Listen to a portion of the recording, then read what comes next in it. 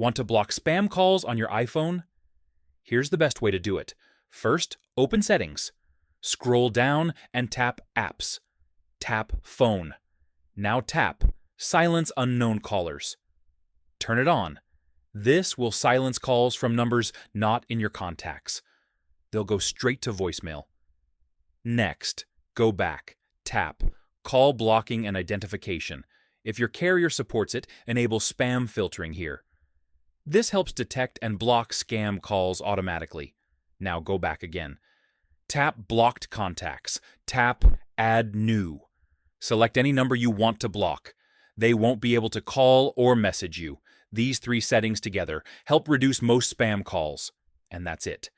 If this helped, like the video and subscribe for more iPhone tips and tutorials.